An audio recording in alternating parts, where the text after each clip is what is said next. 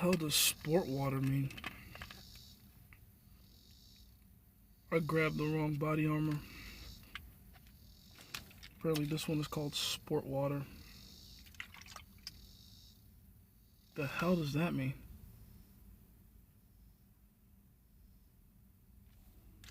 Whatever. How can you make water specifically for sports? That's my question, I guess. Oh well. What's going on? How we doing? What's up? How we doing today, guys? We good? I've had an exhausting day. I really shouldn't be here. I should be taking a fat ass nap.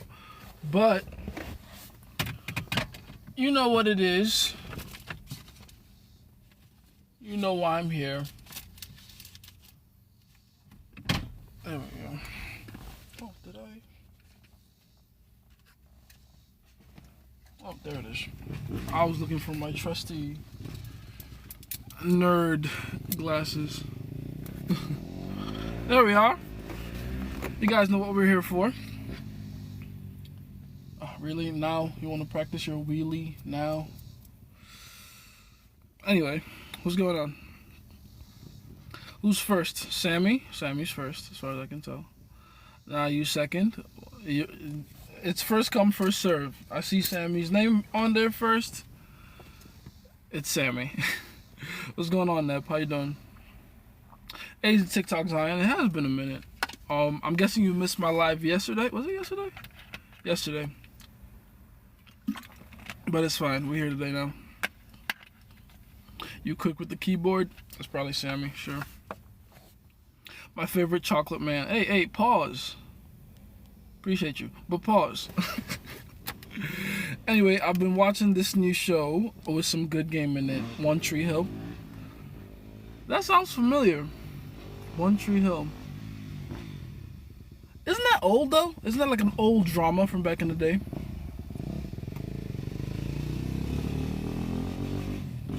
God damn it. I hate bikers, man. Anyway. Yo, Jace been out here, it's shaky. What's been out? It's shaky? I have no idea. But welcome though, Philip. Man, I've been waiting for you to jump on here, man. I got questions. Go ahead. Let's start. Let's get to it. You guys know what I'm here for. You know how I get down. Why are all the Indian guys getting the hot chicks now? It's a swing of the pendulum. The same thing has happened to Nigerian men. It's a natural swing of the pendulum. We start out with one extreme, but we're humans, so we don't have the discipline to stay in the nuance or the middle ground. So we swing all the way to the other side. Besides, Indian guys deserve it though. A lot of Indian guys are getting their shit together. I've been saying it for at least a good year now. If most Indian men just worked out, ate animal protein, they'd be fine. Because they do have the genetics for good sex appeal. Contrary to popular belief, Indian people are very beautiful people. It's just that, you know, for whatever reason, on a cultural level, they don't always have the best practices. But that's changing. It's changing. So shout out to them. Yeah, One Tree Hill came out in 2003, so not too old. What do you mean not too old? Bitch, that's 11 years. Oh, hold on. 2003 is 21 years. The fuck? That's 2 decades. That's literally 2 decades. Hell yeah, that's fucking old. That's not too old. That's very old. 2 decades? You know how many people have been born since that time? Holy shit. Who's in your top 5 UFC fighters ever? Demetrius Johnson, John Jones, Israel Adesanya, Georges St. Pierre, and Amanda Nunes. That'll be my 5. That'll be my top 5 right there. How to get over a girl real quick, which you've been in a relationship with. The irony to getting over a girl is that you have to lean into mourning the relationship. You don't get over women, or especially a girl that you were emotionally invested in, by just trying to forget her. You know, by trying to like just magically get out of your mind. No. You give yourself the time and the space to properly mourn the death of your relationship. That's essentially what it is, right? When the relationship ends, it dies. So you have to go through it almost like a family member died. Like, really mourn the loss. Really understand, like, that relationship is never coming back. Even if for whatever reason in the future you get back with the girl, the relationship you had will just never be the same, you know? So give yourself the time to actually mourn that. Like, really be sad for a while, for a good amount of time. Allow those emotions to pass through you, and don't judge them, and don't try to control them. Just allow them to pass through you. And then after that, you can begin to look into moving on. But you have to give yourself that time, okay? Right, glad to see Indian guys finally stepping up, for real. I feel like if they really get their stuff together, they can outcompete most other men in terms of sex appeal on, like, you know, a cultural and racial level. Because right now, the kings of sex appeal are black men. Trust me, that's not always a good thing. There's a pros and cons to it. But yeah, Indian guys can definitely get up there. Like, probably beat black men if they get their shit together. Because they have better symmetry in general anyway. So we just gotta work out and learn attractive behavior. That's another thing about, you know, most Asian cultures in general, not just South Asians, Eastern Asians as well. They have very unattractive behavioral cues. A lot of lack of emotional maturity, a lot of lack of experience with women, a lot of reliance on religion and culture to do the heavy lifting for them when it comes to women. So if they can get all those things together, they're out of here, man. Like, I won't be surprised if by the time my kids are teenagers, Indian guys become the guys. And honestly, that'd be good, man. They deserve it. After all the years of getting dogged on, shit, they deserve it. They have to have their own chance in the spotlight. Because I'm Nigerian myself. I remember, you know, not too long ago when being a Nigerian, dark-skinned Nigerian for that matter, wasn't the most sought after thing. And now the pendulum has swung all the way to the other side, and being a Nigerian dude is like fucking awesome, right? It definitely helps. We're now known for being the most well-rounded men on the dating market, and that's dope. That's cool.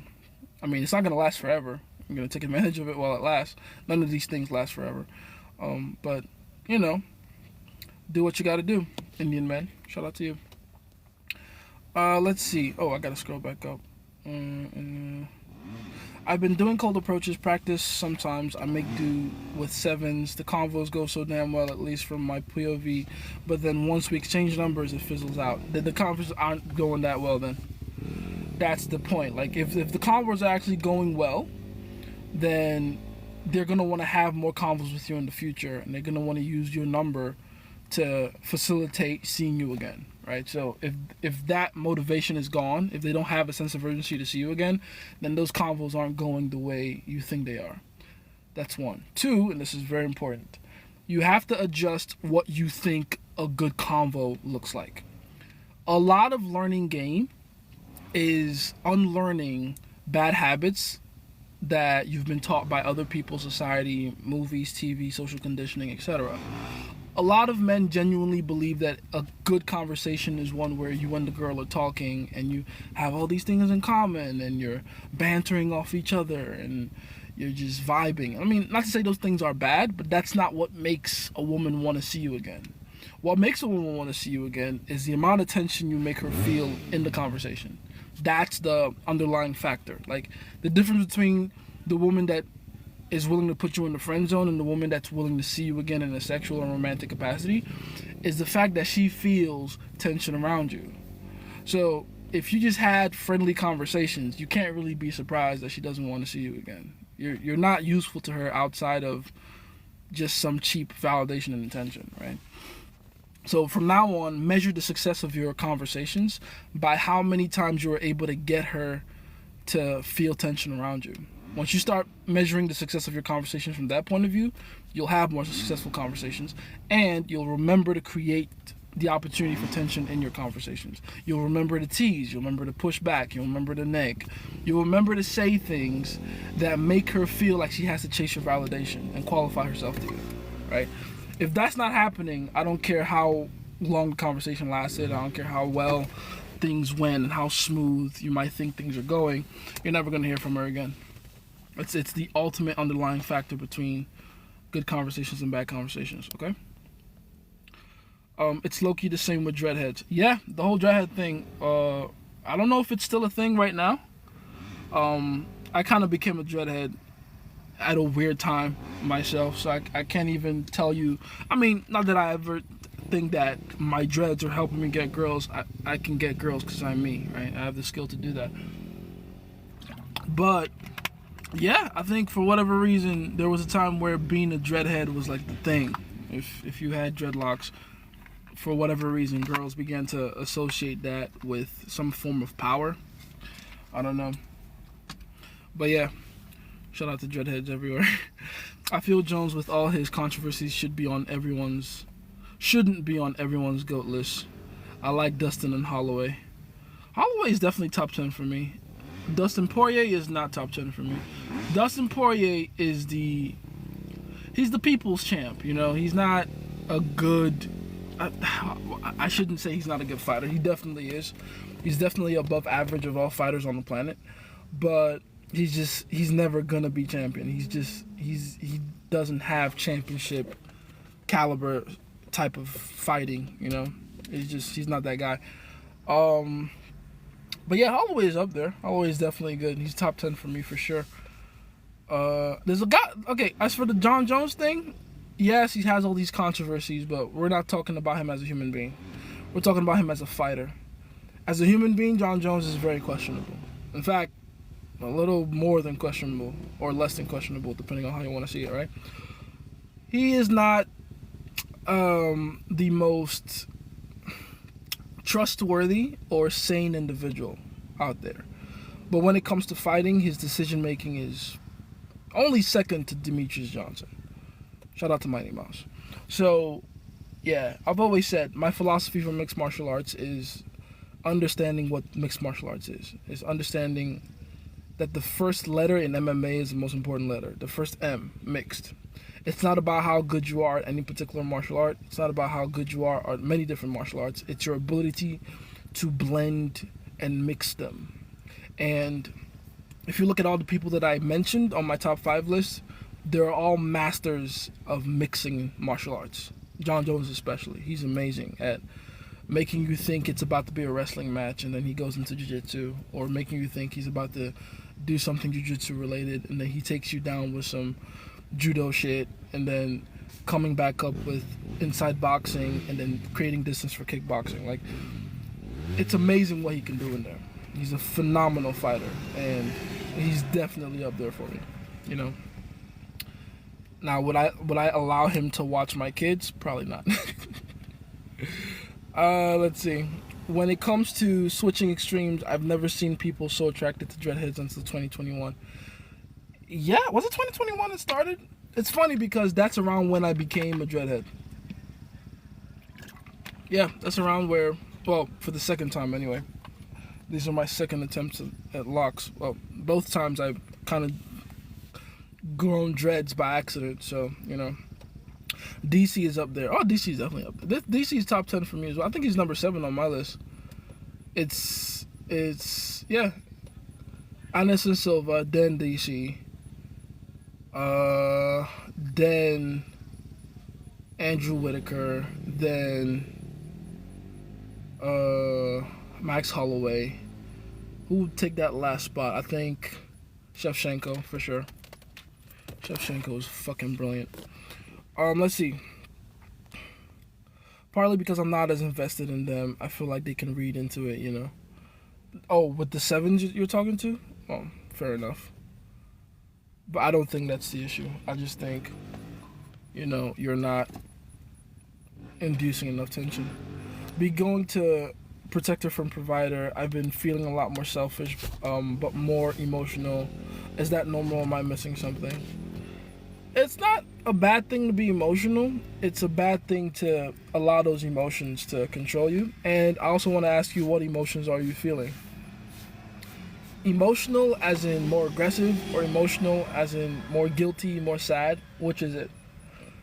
Um, all of them are normal, by the way. If you're going from someone that's risk averse and, you know, prioritizes self preservation to someone that's a bit more of a risk taker, you're definitely going to go through uh, a lot of pain. Let's call it that.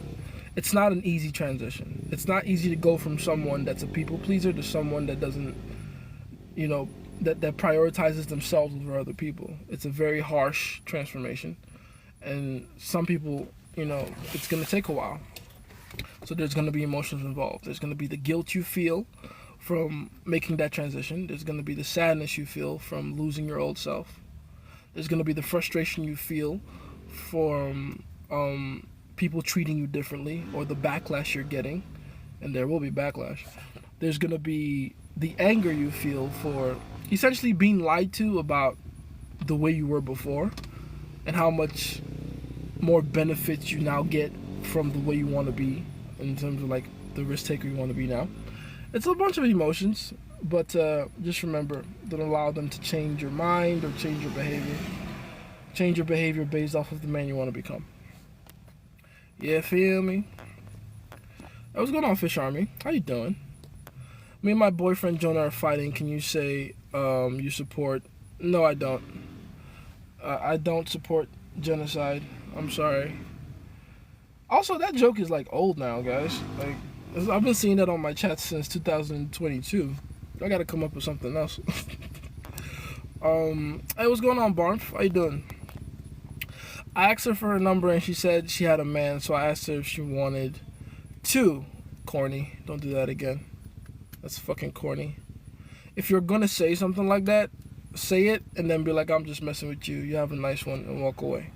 Say it as a joke, like a literal joke. Don't say it as a way to continue the conversation. That's just fucking corny.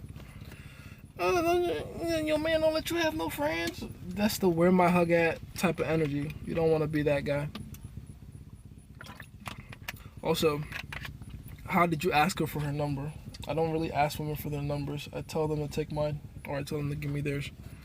It's a different kind of energy. What's up, Ryu? Cool glasses. Thank you. She laughed, but every time I see her, she's giggly and smiley. Yeah, because you're the clown. Duh. Where do you suggest to learn attractive behavioral cues? Watch all my videos. That's a good start.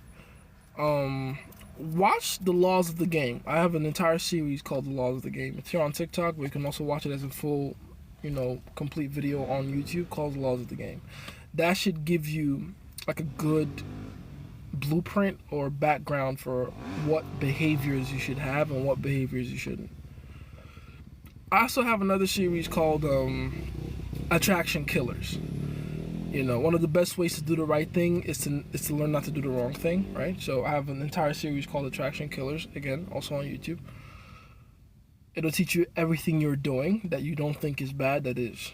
So keep that in mind. Do you think it's a bad thing to be a peer protector 95% of the time? That's like that's not how it works. There's no 95% of you're either that or not, or something else. It's not something you can be and then come out of whenever you want. It's a lifestyle. It's an attitude. It's a belief system, right? So people that are peer protectors aren't that way because they just decide to be this moment. Like Chris Brown has been. People that are peer protectors aren't that way because they just decide to be this moment. Like Chris Brown has been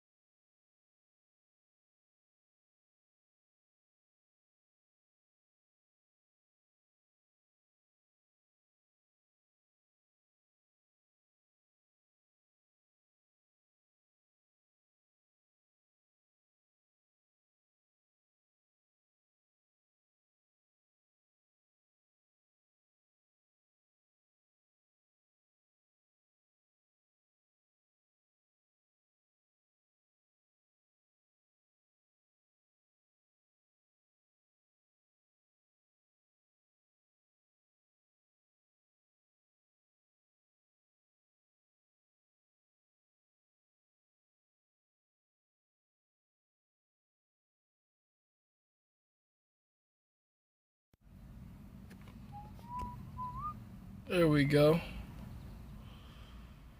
There we are. Alright, sorry about that. But I am back. Okay, where was I? Where did I stop?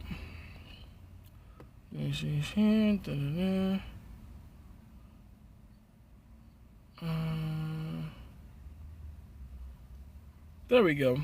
Alright, so I stopped at, do you think it's a bad thing to be a pure protector 95% of the time? That's not how it works.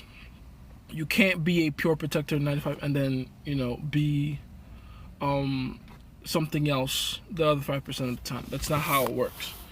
It's like this. You're either the thing that you are,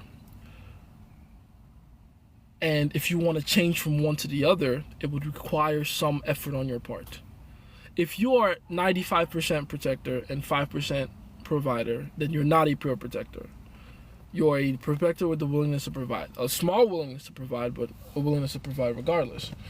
So it's not something you can switch on and switch off. And I'm sorry if if I didn't communicate that correctly, or if you feel that way. It's not something you can switch on and switch off whenever you want. It's something that you stay in depending on the way you believe the world to be for you and how you move in it. Your levels of self-history, stuff like that. It's not something that you can just you have to have the capacity for both to show both. That's kind of how it works. Thanks for the gift calls, man. Appreciate you. But yeah, that's how it works. It's not like if you're 95% protector and 5% provider, then you're not a pure protector. Clearly. Otherwise, that 5% provider wouldn't be in there. You feel me? I haven't been acting on these emotions, obviously, but I just feel them more and more deeply. Good. That's normal. You're good. That's normal. That's gonna happen, man. It's not an easy journey you undertake when you decide to go against, the social norms or group think. It's gonna be a difficult journey, but it's necessary. Let's see. Would like to see you do pop the balloon analysis. You have good insight. I gotta start doing more of those videos. I did like one a while ago, but I'll do some more. The thing about me is I see game very differently than other people. I see human interactions very differently than other people. So be prepared to have your mind blown and also possibly be bored at the same time. Because I'm not going to say the same things that everyone else is saying, and I'm not going to see the same things everyone else is saying, or at least not see it the same way. You feel me? So, get ready for that. Completely missed your answer on the protector thing. Could you explain it? Oh yeah, I just said like if you're 95% protector and 5% provider, then you're not a pure protector. If you have the ability to do both, then you're not pure in any of them, and that's fine. That's okay. You can't think about it like something that you can choose to do whenever you want. It's something that you live by. It's an attitude. It's a belief system. It's a level of self-history that you're living by. So, people that are pure protectors don't decide on their own, like, oh, by 1 p.m. today, I'm going to be a protector, pure protector. But like by 5 p.m., I'm going to become a bit of a provider. Like, it doesn't work that way. If you have the willingness to provide at all, then you're not a pure protector. And that's a good thing. You don't want to be a pure protector. That's not what I'm teaching you guys. I don't want you guys to be that overly aggressive, overly selfish dude. It's a short-term way of thinking.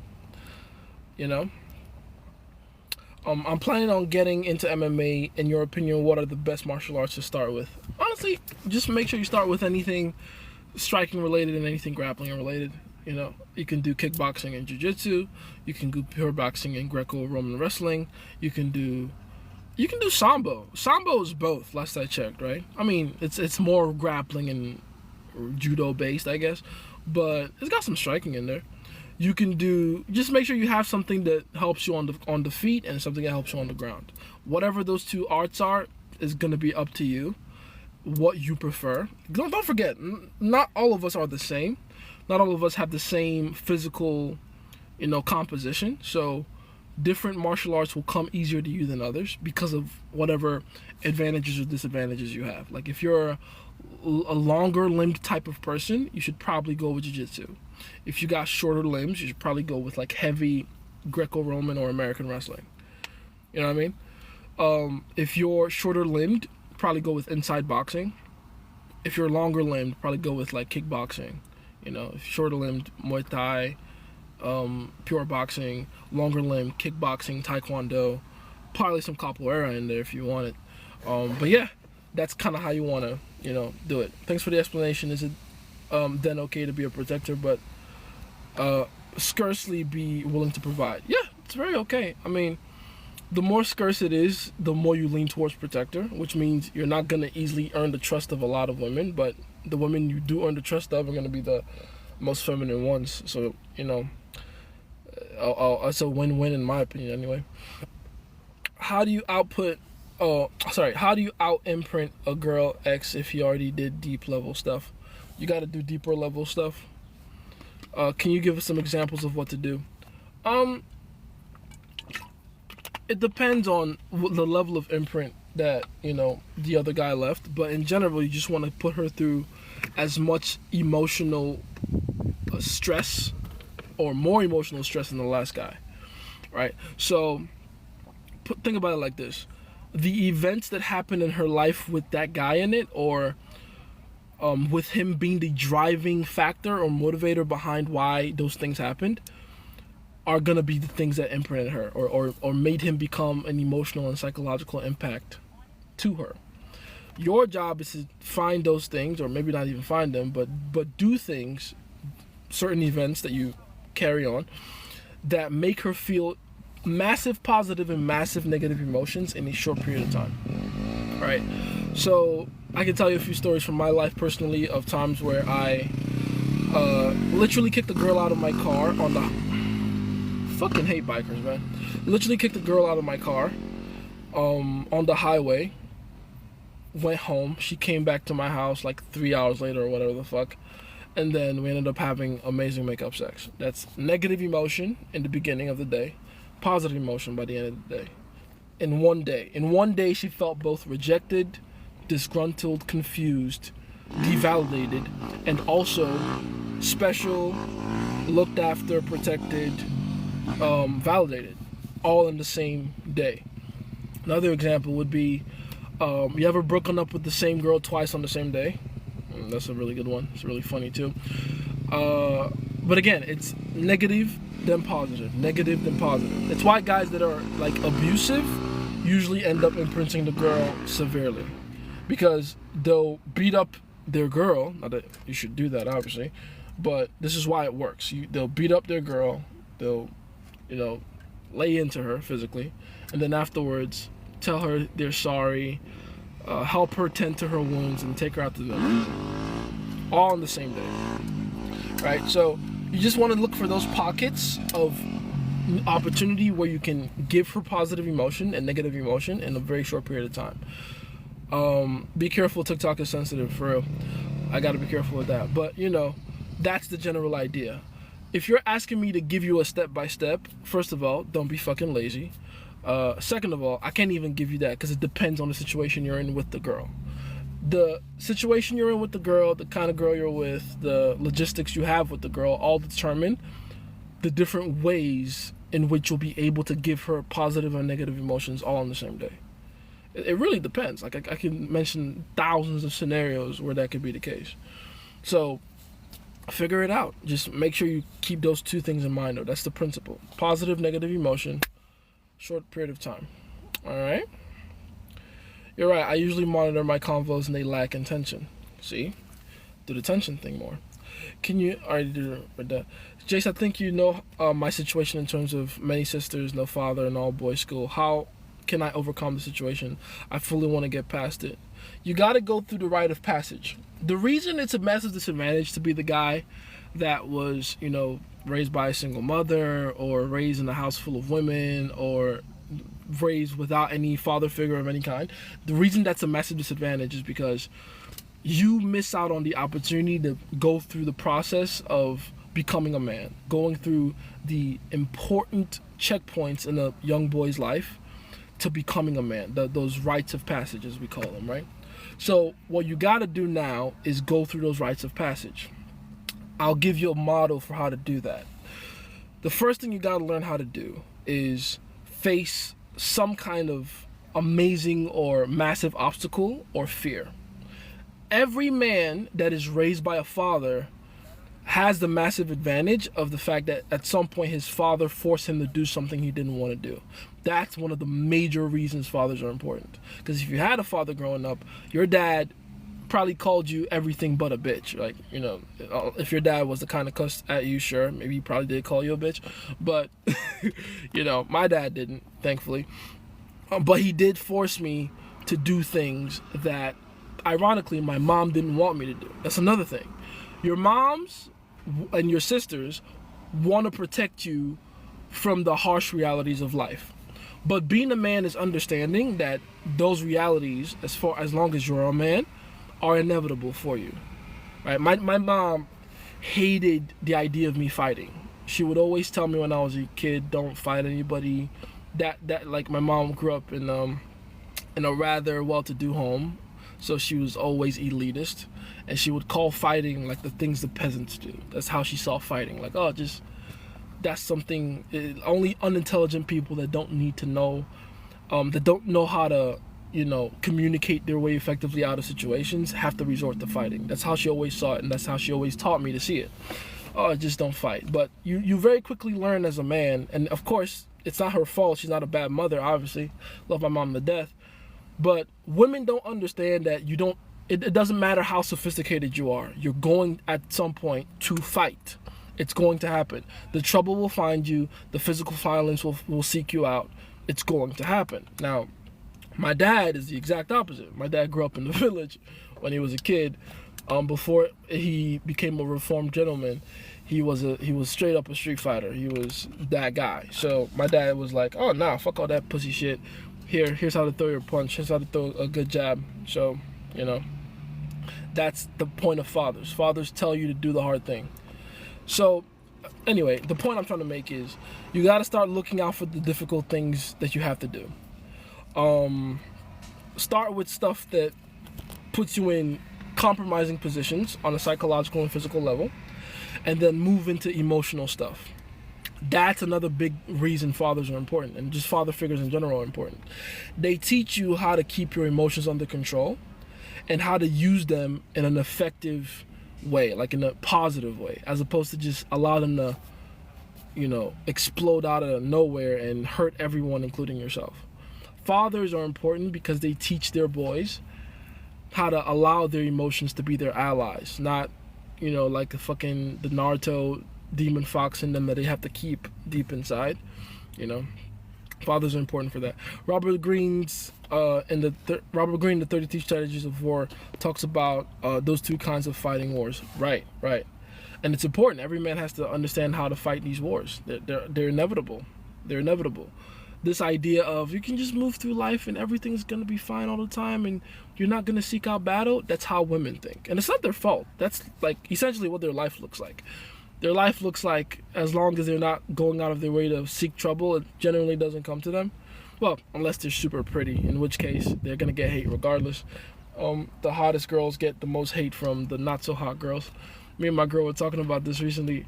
I forget her name, but there's a girl on TikTok that, I forget her name. She makes jokes about having a billionaire boyfriend, blah, blah. She's going through it right now. Like, they're trying to cancel her. And apparently they've been trying to do that for months now. She made a video talking about let them eat cake, something, whatever. And me and my girl came to the conclusion that, is she really a bad person? Or is she just a pretty girl that's had a lot of good things go on in her life that all these other girls that aren't as pretty are trying to bring her down for? You know what I mean? Because you see a lot of these videos. My girl's showing me all the videos, and it's like, this girl went to high school with her and is talking shit about her. This girl went to high school with her and is talking shit about her. And it's like, these girls are fucking horrendous. I mean, chill for TikTok before TikTok decides to, you know. But yeah, like, a woman's life in general is easy as long as they mirror back to whatever group they're in, the thoughts and beliefs that they have. So they don't understand the war-like life of a man, you know? Hey, what's going on, San Andreas? How you doing? Is honor or good morals a protector trait? Not necessarily. It's not. Having good morals is a discipline thing. A protector can have it. Well, honestly, only a protector can have it. So maybe it is exclusively a protective trait. But this is how you got to see morals. Like morals, having good morals and honor.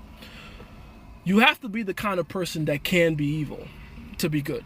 And that's what people don't seem to understand about how good and evil works. Your good only counts if you have the ability to be evil to begin with. That way, when you choose good, it's a hard decision and it's a tough decision. Does that make sense? If you're someone that's good because you have to be good, then you're not good. You're just obligated. If you're someone that's good because you can choose to be evil, but you choose the harder thing and just be good, that's goodness, right? So, in general, the protector types are the only ones that really have the capacity for evil. That's why they're protector types. So, I guess you could call it an indirect trait that only protector types have. Sure, why not? Let's see. Have you ever dealt with an unstable girl? I'm dealing with a girl that says that she's not normal. Bro, none of them are. And feels like an unstable girl, I'm guessing what you meant to say. But yeah, none of them are normal. If there's one thing I want to teach you guys when it comes to dealing with women is resetting your expectations of what they are, like the creature they are. None of these bitches are fucking stable. None of them are. Like some of them try to act like they are. Some of them try to pretend like they are. Some of them try to act like, they have their shit together. None of them do. None of them do. Now, granted, there's different degrees to it, some more than others. But for the most part, nah, all these girls have something off with them. All of them carry some baggage or the other. Some is the size of a little purse, others is the size of 20 luggages, but all of them are flawed to some degree. When you remember that, it's hard for you to, you begin to feel sorry for them in a way. You begin to have pity on them because, yeah, they're all unstable. All of them. All of them. So what are you going to do? I'm going to leave this one alone and go talk to the next one. She's going to be just as unstable, maybe even more. But yeah, if at all she's like crazy, then, just change your diet. It's usually the diet. The things you eat change your hormones, and your hormones dictate your behavior. So you might just have to get on a diet or something. What are the beliefs or behaviors of a protector willing to provide? Just that. They're protectors that are willing to provide. They're guys who have the capacity for selfishness, but also can, from time to time, be selfless. That's pretty much it. If you want like a full list,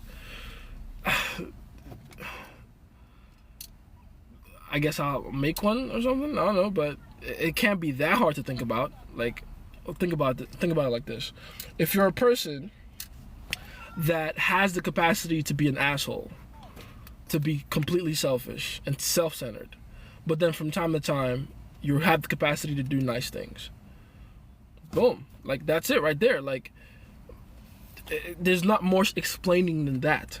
It's really that simple. I promise you, it's not more complicated than that. Let's see. Jace, what were you referring to when you said astral projection is low reward, high risk? What are the risks? The point of astral projection is essentially depossessing your body. That's what astral projection is. My thing is, and why I call it high risk, low reward, is that everything you would need to do, all the things you can do when you're astral projecting, you can do and achieve without astral projecting. You can do and achieve without depossessing your body, right? Because the only reason people astral project is to get information. That's it.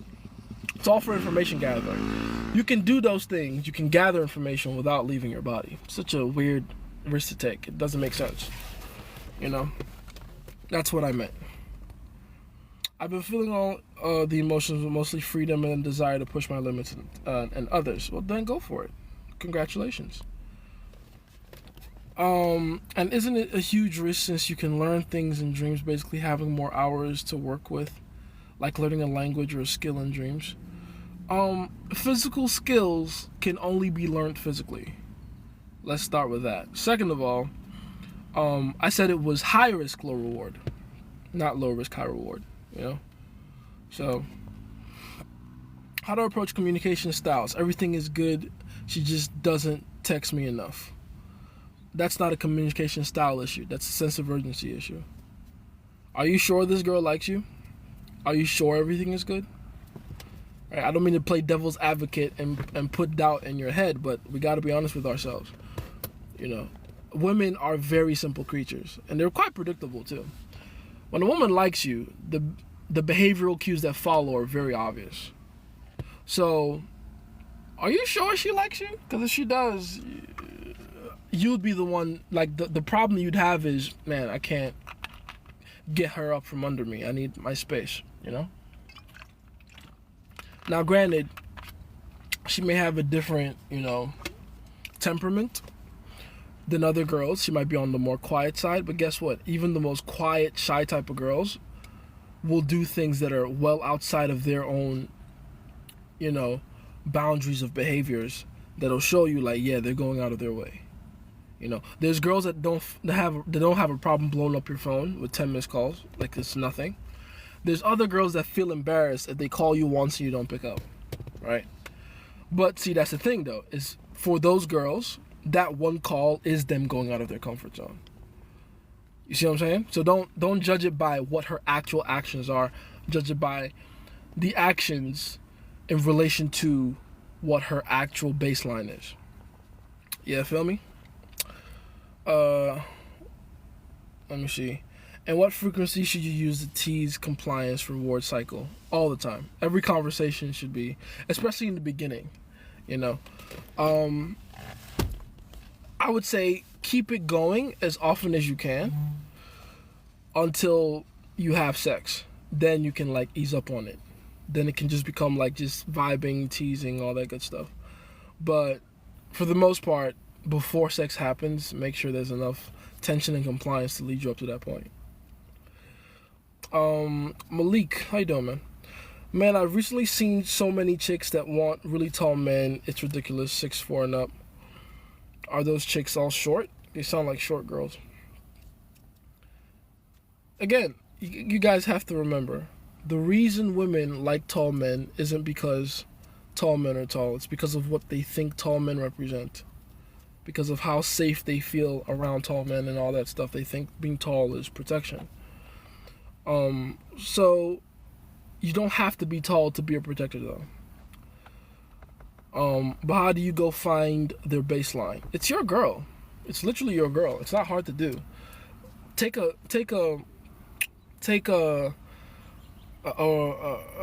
what's what I'm looking for? Literally go through all the communication you've had with her so far and look at what her predictable, type of behaviors would be. You know what time she texts or how often she texts and how long she takes between texts. You know how often she likes to call, if she likes to call at all, and what her behavior is on the phone. You know those things. Like, literally just take all those things into account, and then from there you can see the outliers in her behavior. So if she's the type to text you every day and one day she doesn't text you, you know something is wrong.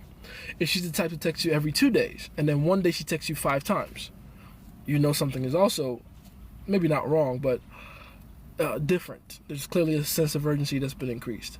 It's not hard to figure out how people normally behave towards you, So keep that in mind. Hey, what's going on, King Henry? Let's see. Nice Bruce Banner glasses. Thank you. Which one do you prefer? Regular Jiu-Jitsu or Brazilian Jiu-Jitsu? I like the source, Brazilian Jiu-Jitsu, honestly. Regular can be a little too complex. Like, I see a lot of these moves from, like, the so-called modern Jiu-Jitsus, and I'm like, that's too many steps. It's not getting the job done. You want your technique to be simple. Not just so you can execute it better and have a high probability of landing, but also because you don't want to give your opponent too many chances to reverse. You know what I mean? When there's too many steps involved, there's too many chances for them to get out of there, Oh, really? Both my parents always told me to fight. Lucky you, man. Lucky you. What do you think of John Elite? Who's John Elite? I don't know who that is. I have no idea who that is. What should I do if a girl is not picking up my phone after making plans? Nothing. She's ghosting you. She's flaking on you. And that's okay. Talk to another girl. That's what you should do. I check my girl for bad behavior. She's giving me the silent treatment. Should I just be patient? Yes, be patient. Everything a woman does is to try to change her behavior to some degree. So if you cave now, you teach her that the silent treatment works. And I'm sure you don't want her to think that. I'm sure you don't want her to think that she can just ghost you for a minute and that'll somehow get you together. You know what I would do? Because I'm evil. I would just date her best friend. Honestly. Don't give me silent fucking Joe. Just be silent. Watch what happens when you don't talk to me for a while. Bad things happen. Right? So, yeah, that's what I would do. It's like finding a disruption in the rhythm of the communication. Yes, that's essentially what you're looking for. Let's see. What are some of the examples of those obstacles fighting, and how do you use emotion effectively? You're already hitting the gym, so that's a good thing for you, Mythicans. But I would also do something, anything, that would be considered a rite of passage, maybe in your culture or your tradition, or just something that you believe would make you a man. Maybe don't go by your belief, because again, you might be off with that a little bit. But do something hard. Do something. Take some massive risk. Take some massive responsibility. You know, that should be a good place to start. As for emotion, what makes you use emotion effectively is the actions you take after you feel the emotion. That's really what it is, right? The difference between someone that has their emotion under control and someone that doesn't are the actions they take once they feel the emotion in question. That's pretty much it. There's a guy that gets pissed off and decides to lash out at the world and complain and, bitch at people and maybe even get physically violent against other people. Then there's a guy that gets pissed off and then hits the gym and uses it to smash his PR, So it's just a matter of where you're directing all that energy, because that's all emotion is. Emotion is energy in motion. So where are you directing all the energy? Have the discipline to direct the energy in the right direction, and you should be fine. What should I do if a girl is not picking up my phone? Already answered that one. I'm still struggling emotionally with seeing girls with low barrier to entry in their history. A part of me makes me feel like those women aren't worth my time, but I don't know where I'm going wrong there. Let me put it like this. If you were to walk through the world assuming that every girl has a high body count, your life would be so much easier. Because here's the thing. They do. Especially the ones you want, right? The girls you want are desirable. That's why you want them, right? Let's be honest. When we're talking about girls or women, we're not talking about all of them. We're talking about a very specific kind of women. The ones we actually want, desirable ones. They're desirable. And there's a good chance they've been desirable for a significant amount of time. Do you really think, or can you really assume, that as long as they've been desirable, and as long as they've been sought after, and had all these different attempts at them by different men, do you really assume that they would have the discipline to say no to all those men? It's just a common sense question, really. It's common sense. Because again, it's a discipline issue. Can you really expect her when she's hot and sexy and young, like 18, 19, to have the discipline to say no to every man? It's just, that's not realistic. That's not real. It's not real. Especially when they know that there's a time constraint on how long they're going to stay sexy. If you really get into the mind of women, it'll be very clear to you how improbable this virgin dream most men have. Are you serious? They put yourself in the shoes of a woman. You're a young woman. You're hot as fuck. You have all these options in your DMs and at your school or job or wherever. You know you're only going to be hot for this long. This long. This is how long you have to be hot. Do you really think they have the discipline to not cash in as much as possible? I don't. For me, it's more when girls purposely sexualize themselves instead of letting guys in. There's no difference though. Like you think, oh, because she's more sexual than the next girl, that next girl is somehow more disciplined than her. Like, no, she's just smarter. She's smarter. She knows how to hide, her need to sexualize herself and her need to be validated, like on a sexual plane. But it's the same girl, man. Trust me. They all want to be sexually validated. Every single one of them. Don't overthink it. Trust me. For the capacity of for evil, is it mainly doing physical damage to others? It's just one of the different ways. You can do psychological damage as well. You can do emotional damage as well. What makes one evil is just truly being short-term selfish. Whenever you choose yourself over others, to the point where, because again, it's not even just the need to damage others in some way. It's the willingness to do so to achieve what you believe are your own selfish means and goals, right? Because no one is like, this is real life. This is not like a 90s cartoon where the bad guy is just a bad guy for the bad guy's sake, or for the sake of being the bad guy. I'm just evil because I am. It's not real life. In real life, what the people we call evil are just evil because they want what they want.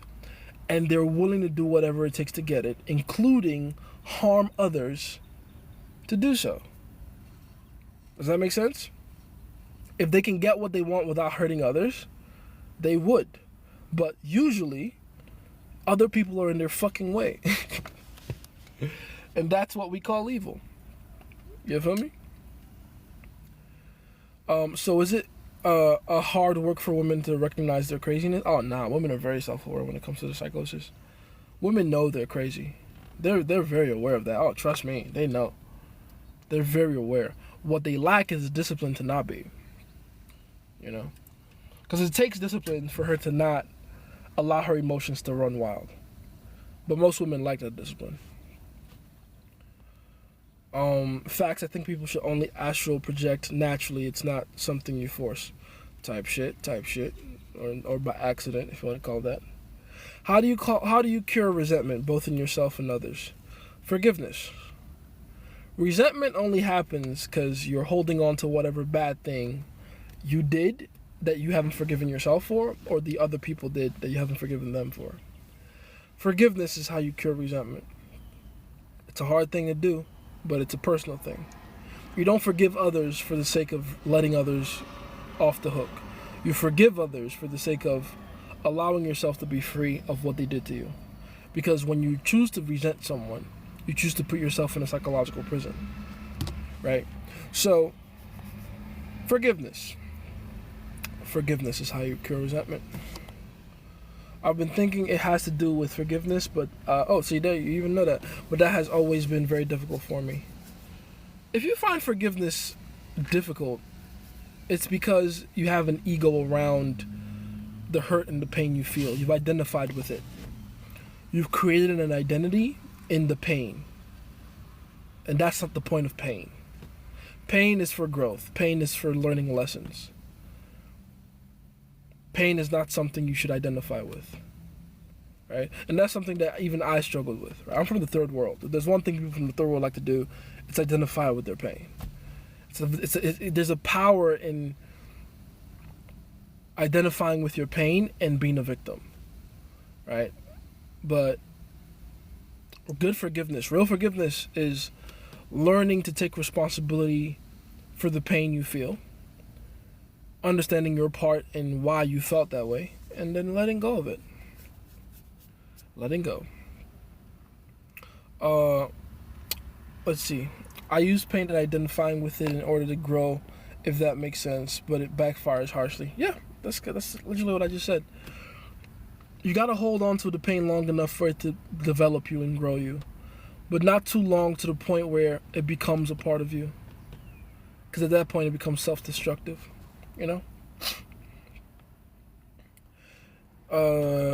Yes, it's going up on YouTube later. Would you say a push-pull worked if a girl thanks you for that? Sometimes they do, so tension's still there. It depends on what you said. Let me hear. Let me hear what you said. How do I change all the conditioning in a girl that she received from the environment and online? My main chick has all these beliefs and behaviors she learned, and they get annoying, bro. The first thing you have to focus on is making sure that you are that guy in her head. You have to be the guy that she's willing to change beliefs for. If you're not that guy, every other thing you try to do is going to be irrelevant or a waste of your time, you know? Because women, you know, and again, don't get it twisted. There will be resistance, you know. They're not going to just like, oh yeah, now I like this guy and I'm obsessed with him. Now I'm just going to do everything he says. That'll be at least the initial reaction anyway. But at some point, they'll begin to poke holes in what your philosophy is. And you better be ready. That's why you have to believe in the things you say. You feel me? Does your martial arts gym teach sport jiu-jitsu or self-defense jiu-jitsu or a little bit of both? A little bit of both. A little bit of both.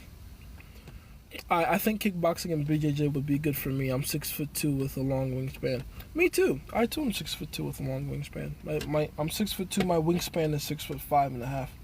So, yeah, jiu-jitsu and kickboxing, which is literally what I do. So, perfect. It's like finding a disruption. Oh yeah, I didn't read that one. Ruthless. I love it indeed. Do I still team? Team what? I can control my anger really well, maybe because I've been taught to, and yeah, direct it into the gym. Yes, good. I used to read people's comments laughing at their typing skills. Now look at me. When trying to get a female friend, how should I approach it? Why do you want a female friend? Let's start with that. Because here's the thing. The only reason you'd have a girl be a friend and genuinely be okay with that is if you genuinely don't find that girl attractive. Because if you find that girl attractive and you like her and you like spending time with her, you're not going to want her to just be a friend. You're going to want her like for a high capacity in your life.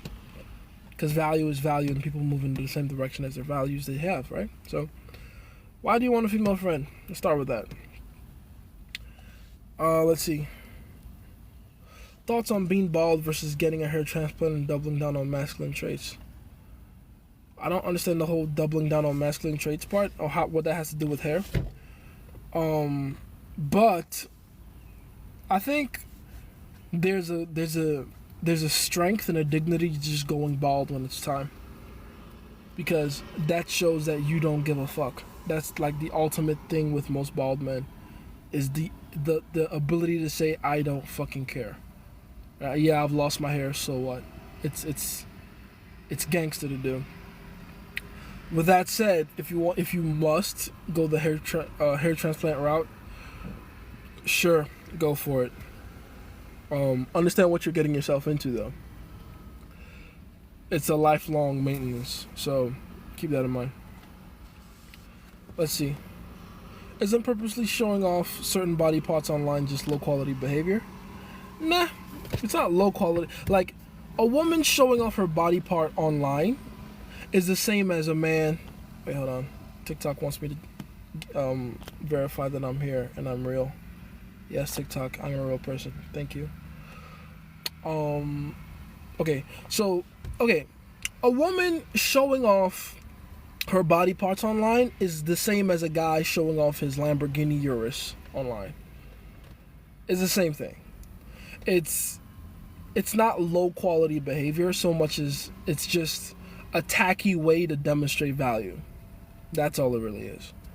You know what I mean? Sure. Are there women that are more sophisticated about how they demonstrate their value? Sure, absolutely. But every girl starts out being the girl that puts out the booty on the sink pics on Instagram. Every girl.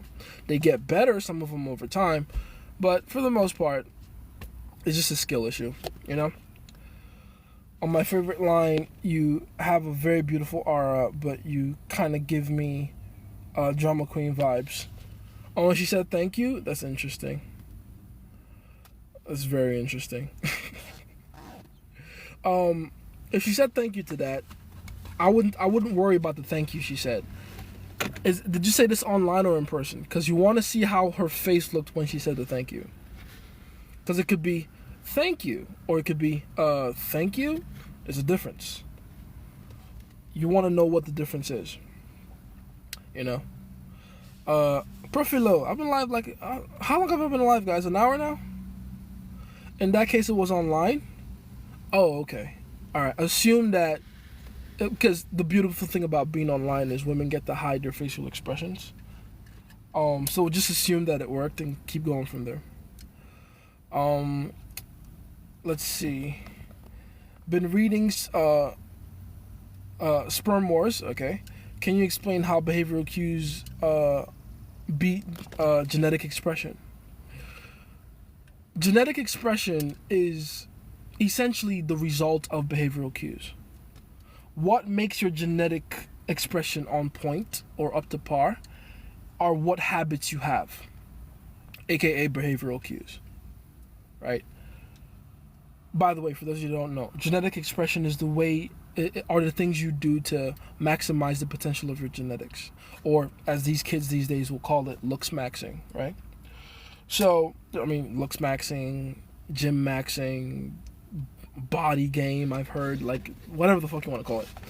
The point is, anything you do to improve yourself in terms of like the way your genetics are expressed, the potential for your genetic impact on women, is really going to come down to your behavioral cues. And that's why behavioral cues beat, genetic expression, because one is enveloped in the other.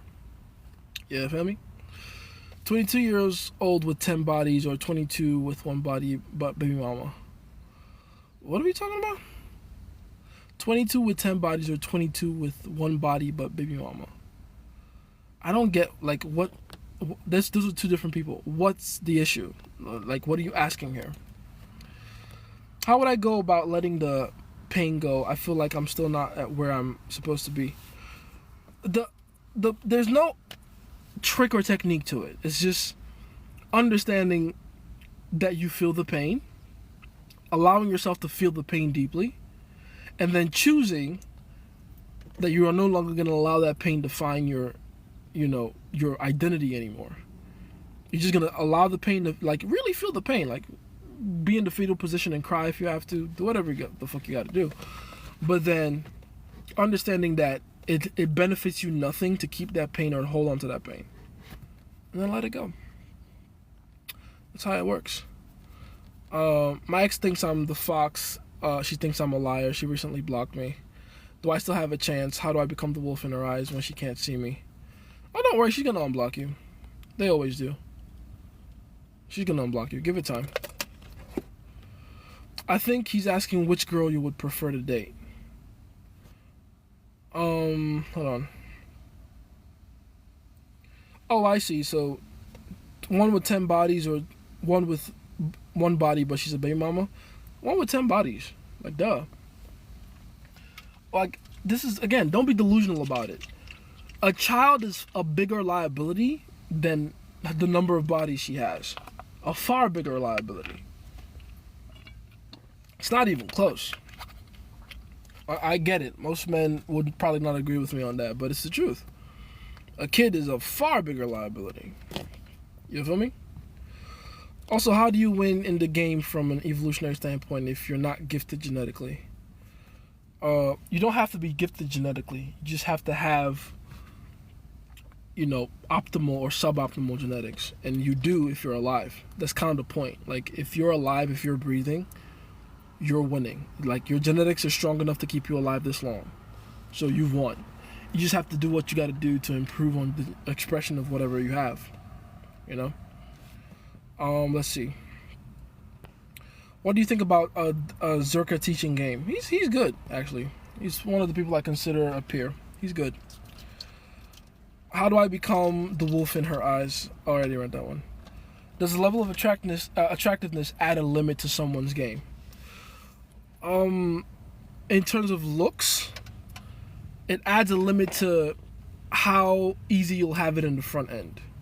But if you have a good game, then the back end is limitless. If you don't look as good, then you're definitely going to have a harder time in the beginning. You're probably going to have to rely a lot more on creating tension in a very short period of time. because you're not going to be able to get away with the same things that guys who are more good looking than you are going to get away with, right? With that said, you don't need to hang your entire game on the first 2 minutes of conversation with a woman. That's the best part of game. Game lasts longer than that, so keep that in mind. Let's see. Loved one you with Dimitri on school app. I'm guessing you wrote that incorrectly, but I think I know what you mean. Oh, loved what you've done with Dimitri on school app. It's mostly Dimitri. Shout out to him, man. Shout out to Dimitri. Dimitri killed it. He really did. On my favorite line, you have a very... I already read that one. Is it the more hard stuff you go through, the harder you are to kill, therefore more respect from women, therefore you get more women, or am I mistaken? It's not far off. That's essentially how it works. But yeah, it's like the harder you go through stuff, or the harder stuff you go through, the more of a survivor you are. And what do women find attractive in men? Survivability. So yeah, absolutely. Absolutely. TikTok notification is garbage. Fair enough. We're just talking about you too, Dimitri. Shout out to you. Did you read my comment? If you didn't, what do you think of guys who don't like girls who go both ways? One but the same gender. Huh?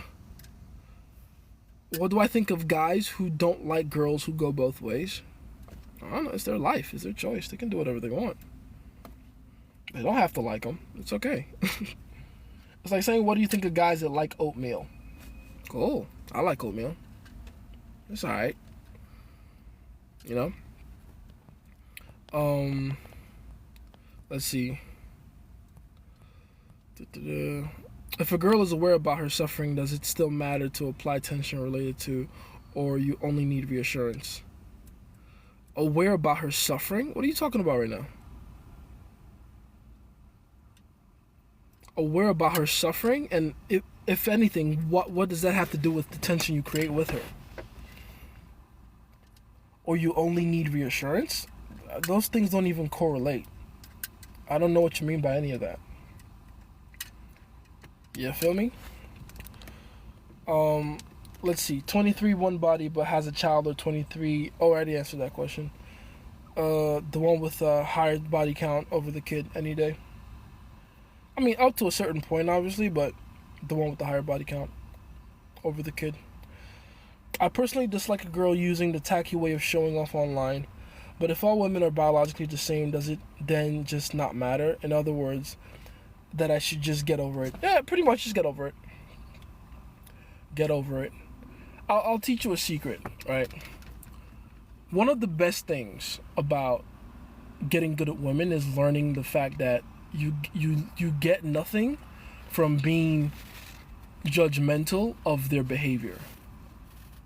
You more have to be judgmental of, their habits. The habits are what matter the most. The actual things they do, it all comes down to validation anyway. So there's no need to be mad about that. They want validation.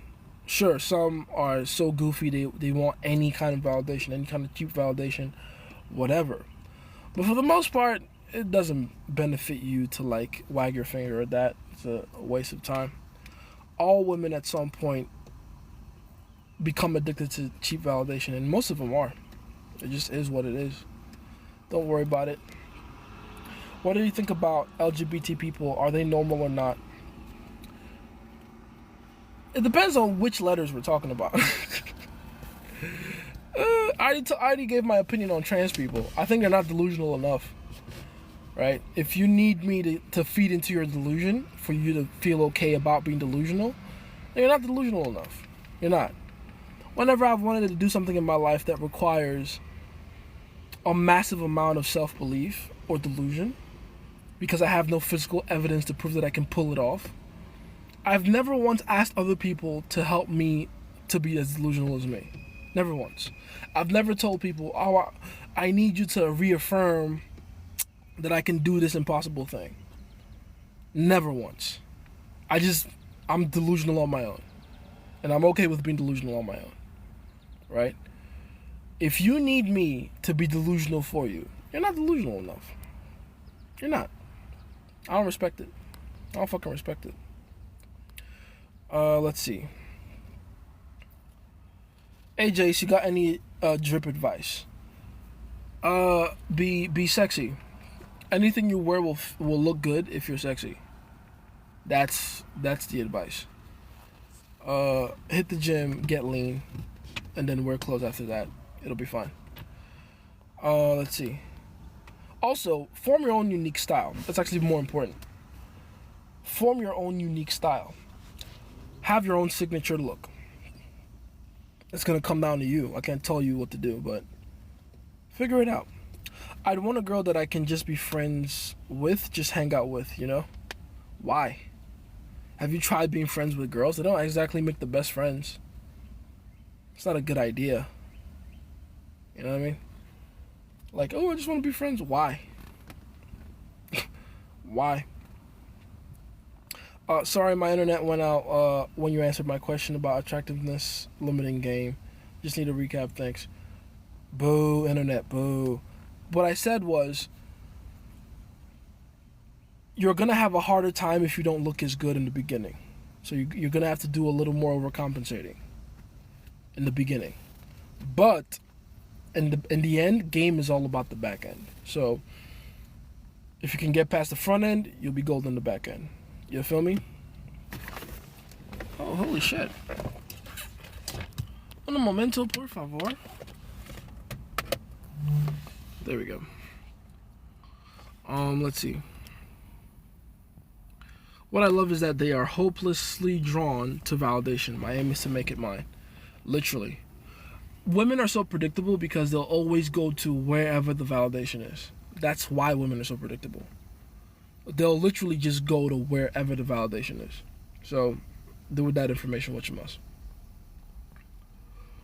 Could you say as a push-pull, I don't know if I'm disgusted or fall in love with you right now? It's a great push-pull. I don't know if I should be disgusted by you or attracted to you right now. Say it more like that, yeah.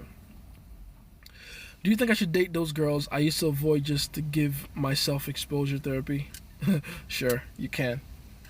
But that's what I'm trying to tell you, though. The girls you're trying to avoid, those type of girls, they're no different than the ones you're dating now. They just happen to have a different set of priorities and behaviors, but it's the same chick. I promise you. Right? Like, this is what people don't seem to understand. They're all chasing validation. Just because they're chasing a different type doesn't make them any different. Right? Like, the girl who goes to the club every weekend to go and make out with a bunch of guys at the club, in my mind, I don't see any differently than the girl that religiously goes to church every Wednesdays, Thursdays, and Sundays. There's no difference. They're chasing the same thing. Validation from others. Right? It's just that one has a different way of looking at validation or what validates them than the other. But they're both chasing validation. Does that make sense? One wants to be told by random guys in the club, you're sexy. The other wants to be told by her pastor, you're the most devoted member of the church. But it's the same fucking thing. You know? Reading the Bible in a deep way, like verse after verse, I look into proof etc. Do you do that? Yeah. Like a lot, actually. Absolutely. Why is it that when you're confident and cocky guys attack you, like at a personal level, do you have female friends? There's so many questions you're asking. Hold on. Let's start with a few of them. Why is it that when you're confident, cocky guys attack you? Yeah. It's not guys. It's everybody attacks you. When you tell the world you're confident, the world's job is to resist you, give you backlash. Because the world needs to know if you actually are firm in your confidence, if you actually do mean it when you know, if your confidence is for real. Women do that more than men do, honestly. They shit test you. That's what a shit test is. Oh, you're confident? Okay, let me say something to shake your identity and see if it works. If I can shake your identity, you're not as confident as you think you are. So then which one should I date? LMAO, both? Both. Who's stopping you? They both. Attention seeking one. They all seek attention. You know? There we go. Do you have female friends? Nope. What would I use them for? What value can a woman add to me as a friend? Women aren't the best friends, or women don't even know how to be friends. Have you met women? Jesus Christ. They suck at being friends. Women are terrible when it comes to friendships. Women have a very skewed way of looking at friendships. And it's very selfish. That's why they think guys in the friend zone with them don't want to fuck them, even though it's very obvious. Because they really are selfish. They don't really care about friendship and companionship. They just care about having that access to someone's attention, like in an unlimited fashion. They suck at being friends. So I don't understand guys that are like, oh, well, we're female friends. The only female friends I have, if at all you want to even call them that, are girls that I'm putting in the friend zone on purpose, so that they know that I don't need them. Right? That's a strategy you can use, especially for hot girls. Hot girls aren't used to being in the friend zone, so you put them there to humble them. Right? But even them, I might like, oh, I'm gonna hang out with them and give them my time and attention. Like, no, I'll send them the odd meme, and that's about it. Like they themselves, they'll complain. I have a female friend, right? They'll complain like, oh, you said we were friends. Why don't we hang out more? And I told her straight up, because you're not fucking worth my time. Stay in the fucking friend zone, stupid. The hell? We should hang out more. Why? You're a pretty chick. You can get all these weirdos in your DMs to take you out. Don't bother me with that shit. I'm your friend, not your butler. Get out of my face. That's how I talk to my female friends, by the way. I'm very harsh with them. Of course I am. Because that's how I talk to my male friends. You see? I'm actually like that way. When you're with your boys, do you pull back on your punches? Do you go, he's my friend, I have to, or do you fucking make fun of the fact that his mom has big titties and get him pissed off? Shout out to Kev. But yeah, like that's the point. Like, women can't be friends with us in the capacity we can be friends with them. They can't even handle that level of honesty. Nah. So I don't know why the fuck you want a female friend in that way. You feel me? Let's see. Also, this is another thing where it's not bad behavior or good, but just what they do. Yes. Patrice O'Neal, you, Zerka. There you go. That's not a bad list right there. Elmo, I'm telling him right now from experience, you don't want a woman as friends. At least most of them. You don't want any of them as friends. Like, I was literally telling one of my girls the other day, you're a great girlfriend, but if we were friends, I'd want to fucking kill you. It's a good thing we're fucking. It's a good thing there's emotional investment there. I can't see you as a friend. I've seen the way you treat your friends. You treat your friends like garbage. You're a terrible friend. And of course she is. She's a hot girl. She can get away with it, you know? And that's another thing that, by the way, I mean, it's a human thing in general to overestimate contribution and underestimate consumption. AKA, it's a human thing in general to think the value you provide is more than the value you take in return. But women in particular, they really do believe things about themselves that just aren't true.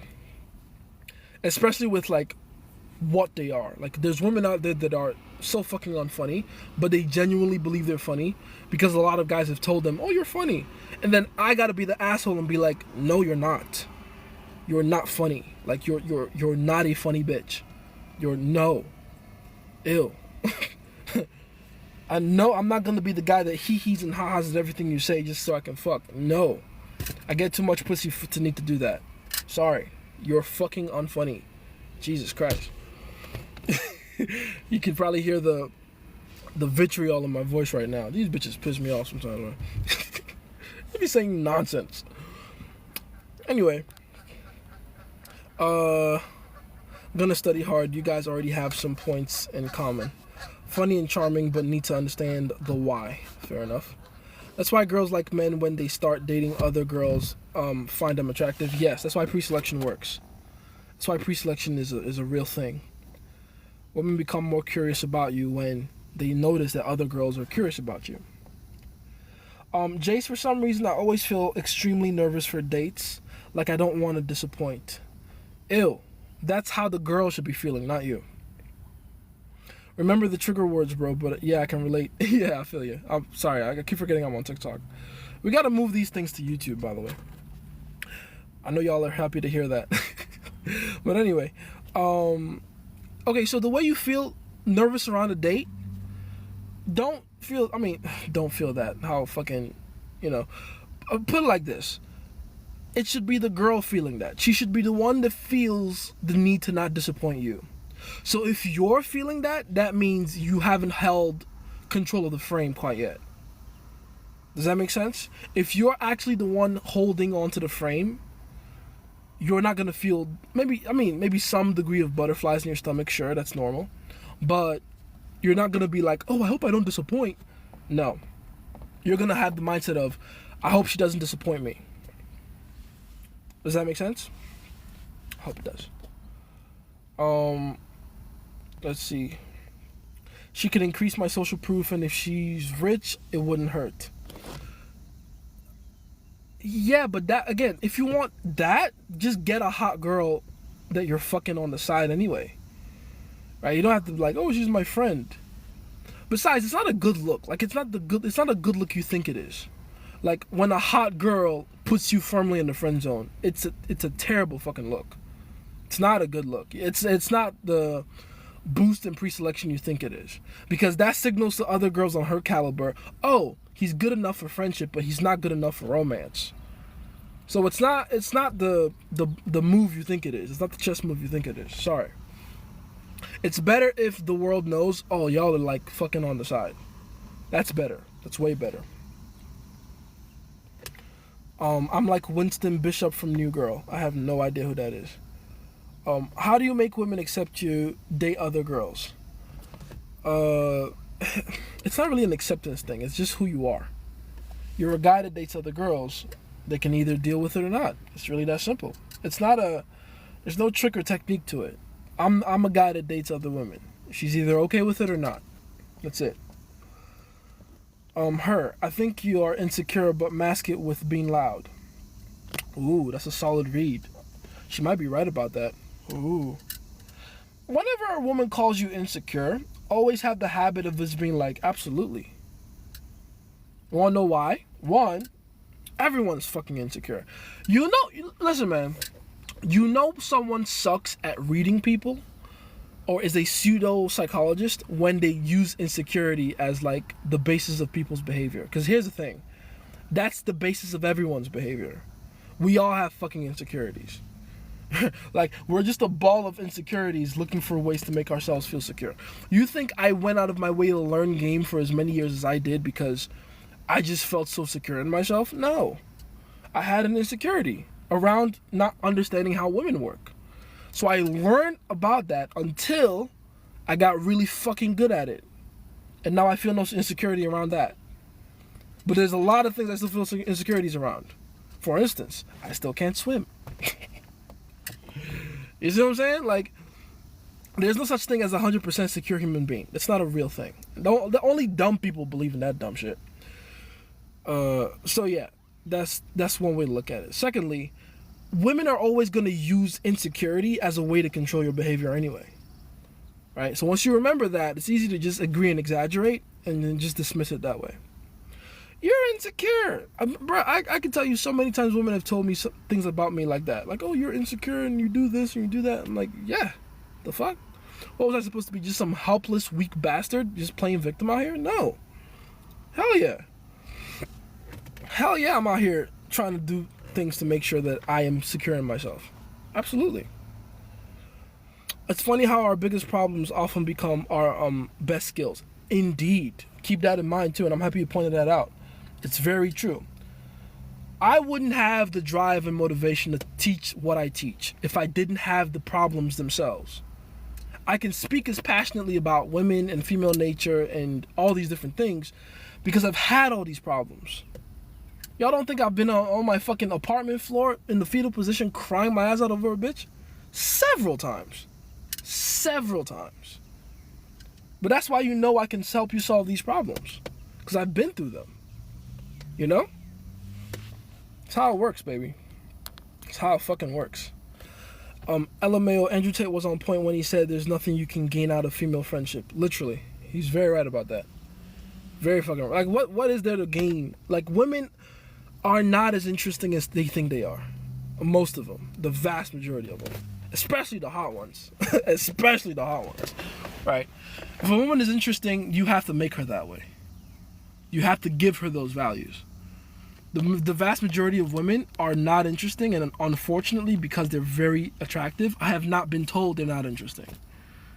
You know, so in a way, you kind of you earn points with them because you have the balls to be honest with them. But at the same time, they will like initially like hate you for pointing out the obvious. You know. So why do girls become friends with each other or pretend like they like each other when they don't? It's competition. Women don't compete the same way men do. Men, when we don't like each other, we create separation from each other. When women don't like each other, they do their best to know the enemy. They get in as close as possible. Right? Women are very malicious when it comes to that. They're very conniving too. Right? If you look at every female friend group, the women they hate the most are the ones they know the most. Real talk. Like I get all my girls. I probably shouldn't even say this because Lord knows they'll probably see this live. But not my girls, like my girls' friends, but because they all know what I do, obviously. But all my girls hate their fucking best friends. All of them. They hate them. They hate them. It's competition for them, man. It's fucking competition. You know?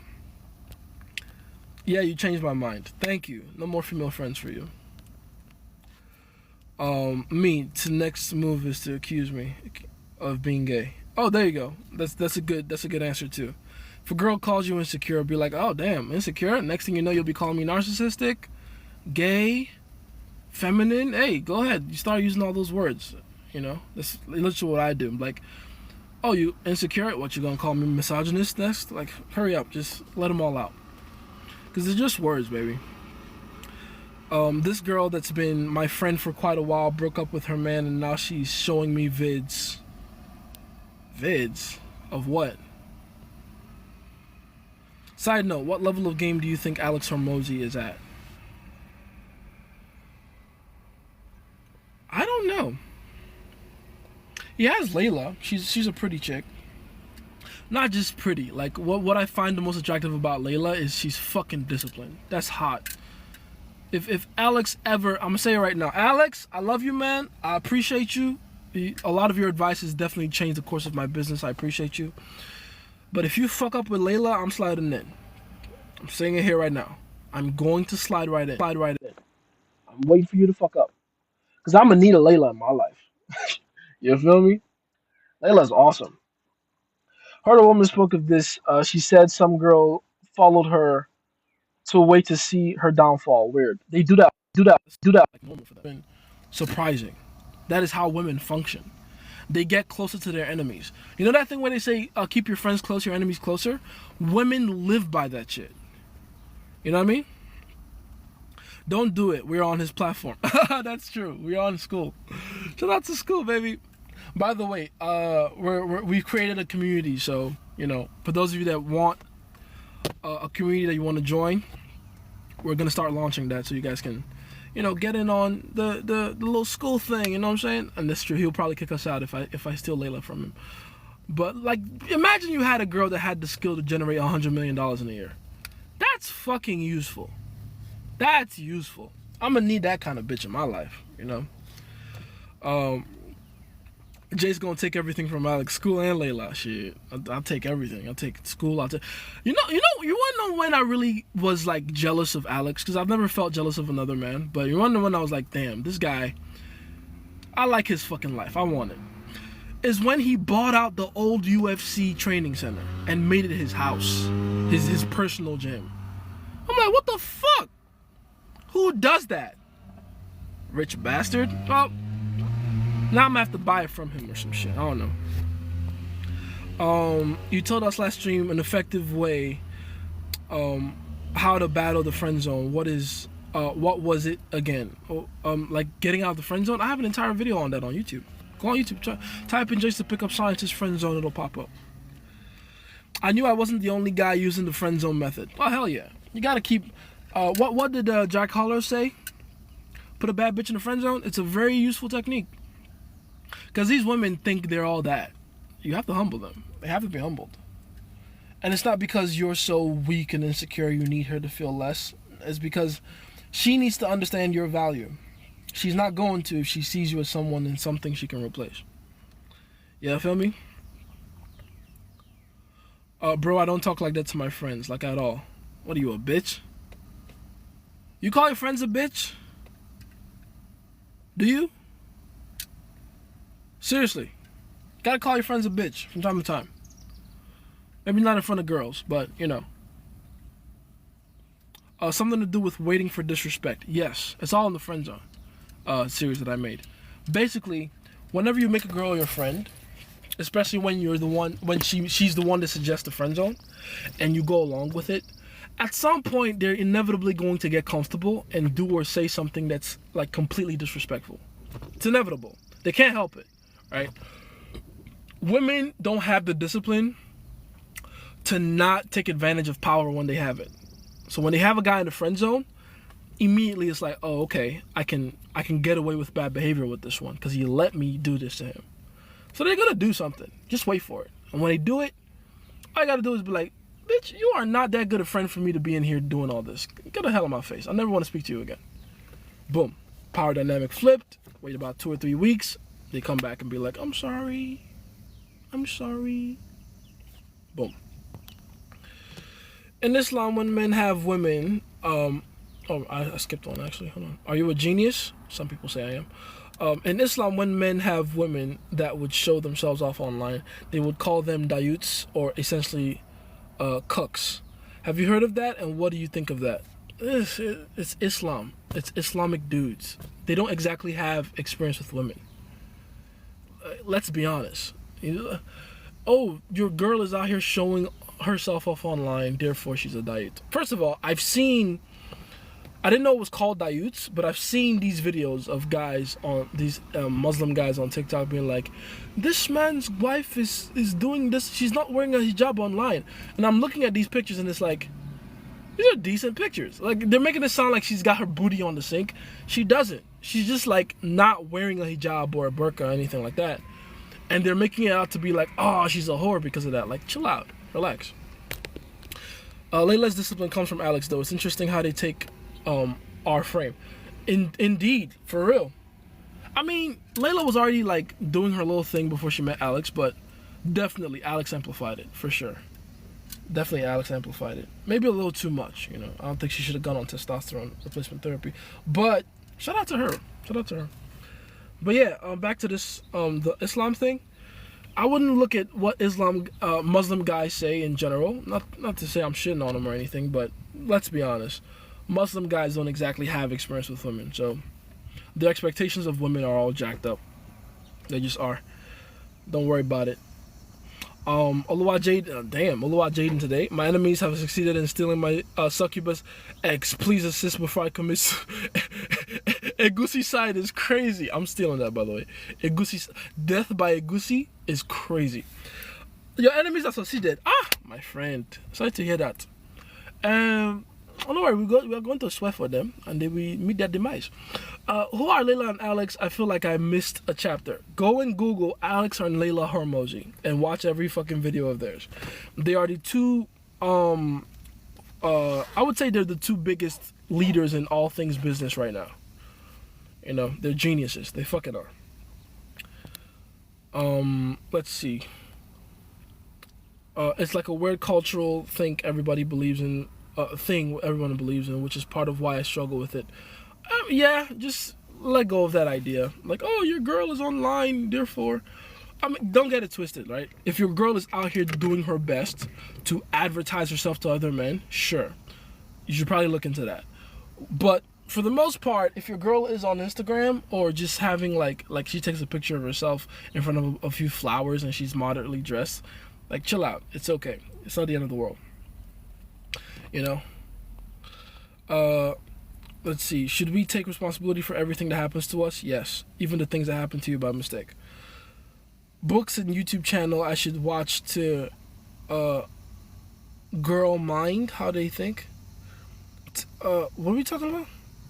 Watch my YouTube channel. That's the one. Let's see. Yo, what's good, Days? I started doing the meditation we talked about yesterday. It's dope. I'm happy you're doing that. Women friendships are just a facade for real. They are. Let's see. Just vids of her showing her body off, but I don't even fuck with her like that. So it's weird behavior coming from her. That makes sense. The girl that's like left her boyfriend and is your friend and trying to get with you, she's just trying to feel better about her decision. She's trying to get validation from somewhere. You know. Alright guys, I gotta go soon. I gotta go. Jack Harlow, protector or provider, also has a massive female following. Mostly provider type. Mostly. Layla, discipline comes from... Oh yeah, I read that one. I remember this one girl said, friends don't be mean to each other. And I was like, nah, that's exactly how friends talk to each other. Exactly. And that's the point. Like, that's why female friendships are so fake. They can't even be honest enough with each other to make harsh jokes with one another. Right? Humor is not only a sign of intelligence, it's a sign of, like, freedom. It's a psychological sign of the ability to not take things seriously. In general, women don't have that, not even with each other. You see what I'm saying? Everything has to be around a set rules and boundaries for them. You can't say this, can't say that, can't do this, can't do that. That's why they don't experience real friendship. Real friendship is chaotic. Real friendship is brutal, right? When you're with your friends, how freely do you talk to each other? I literally watched a video about this the other day. I forget their names. It's these two guys in England, dark skinned guy and light skinned guy. They do this podcast. It's really big, and the entire podcast is just reading things off the internet, which I don't really understand that, but it's decently funny. And they have this one video where they talk about how, you know, once guys know that, when your guy friends know that everything is fine with you, like your life isn't in danger, all jokes are just gonna start flying. And there's all these different examples. Like this one guy's like, my own pals, when I was going through the chemotherapy, were calling me like a lollipop that fell on the ground. That's harsh. That's funny as fuck. Or what was this other joke? They were in the car. They got hit by a semi in the back, and his boys were like, you like that, huh? I seen your turtles curl. Like, that's brutal. That's brutal. You know? It's true. A lot of Muslim guys are waiting for marriage to be with one girl. Ew. Which is crazy to think about, because Islam allows for 4 wives, right? So why are they waiting for just one girl? You talking about Shits and Gits podcast? Yes, those guys. Shout out to them. They're funny. Let's see.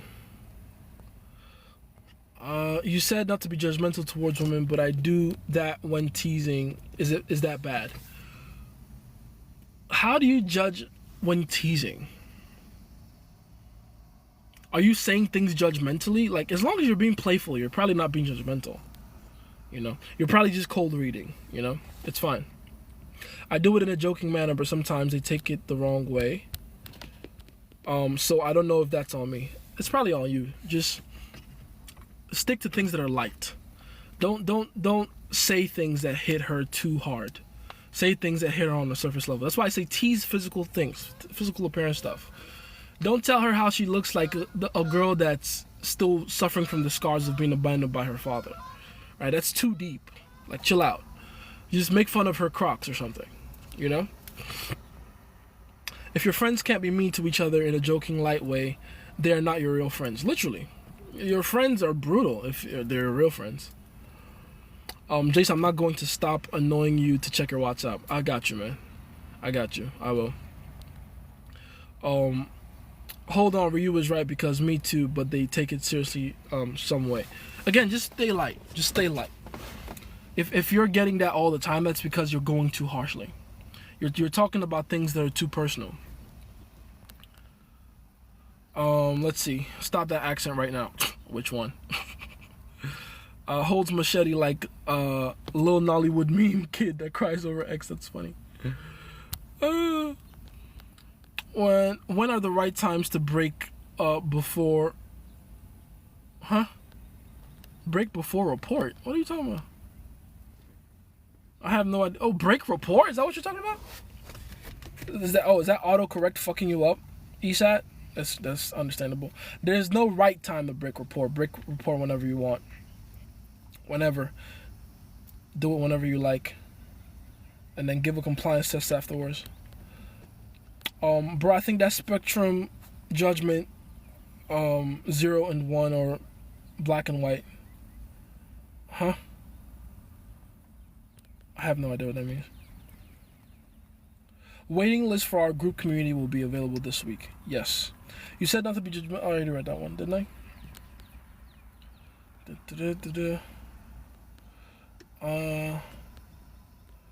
Yeah, I'm gonna hit you up on Snapchat for sure. I mean, WhatsApp. So I'm starting to realize that girl number 2 can be left on the side with no attention for a long time. Good. That's ideal. You want to have at least one girl in your life that you don't have to see more than once every 2 months. It's very convenient for you. Let's see.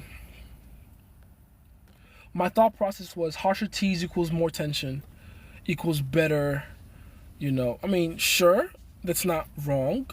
With that said, though, again, you got to think about it like a gauge. You can't go past a certain point. If the tease is too harsh and the tension is too high, you fuck up the whole thing anyway. So it's a balancing act, you know. Remember when we were talking about the Taekwondo guy? We were right. I seen a video of him in a mansion full of girls. All of them were cooking him. Oh, that makes sense. I still haven't really like focused on the guy after that point, to be honest. But yeah, a lot of guys have a lot of confidence on the internet, but they have no proof of it.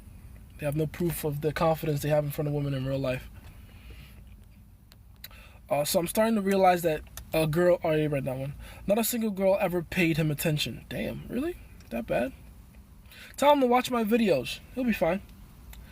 Everyone starts at a point, you know? Everyone starts at a point. Tell him to watch my videos. She will just wait and doesn't call or text much. I can tell now she's wanting a meetup now, though. Oh, yeah, go meet her up. Nothing wrong with that. For girl number 2. Waiting for Jace to do a 20v1. That's funny. 20v1s are unfair. Especially for a guy like me, because that's essentially my life already. So I know how to deal with those. You feel me? Hey Jace, what do you think about not losing your background or language or custom? Like not losing it? Like preserving your heritage? There's nothing wrong with that. There's absolutely nothing wrong with that. If it's important enough to you, then yeah. Make the sacrifice, preserve your heritage. Nothing wrong with that. Just I'd like to apologize for not being so active no more, but I had to do it. Need a couple a couple breaks to realize what? But it's fine, dude. It's fine. Life goes on. What if she starts breaking rapport first? Break rapport back. That's fine. Because whoever breaks rapport first now has control of the frame. Right? So you have to break rapport back so you can take control of the frame back. Jace needed you to answer. Answer what? Are you Igbo, yes or no? None of your business. If you have incredibly high tension to where it implodes, isn't that the extreme end of imprinting? No, it's not imprinting anymore. If it implodes, then there's no point. There's like no opportunity for imprinting there. It just implodes and she runs away. There's no real opportunity for imprinting there. That's why imprinting requires positive and negative emotion. It can't just all be bad. It can't all be just tension. There has to be comfort as well. That's what makes you impactful. That's what makes you the guy she wants to invest in long term. Because she knows she can feel all those different types of intense emotions around you. That's the point.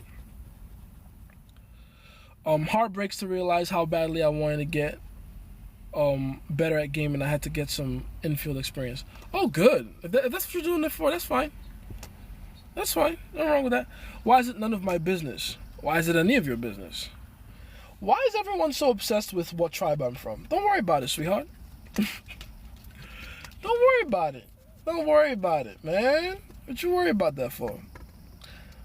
What does that change anything? It doesn't change the fact that I'm as good at what I say I do as I am.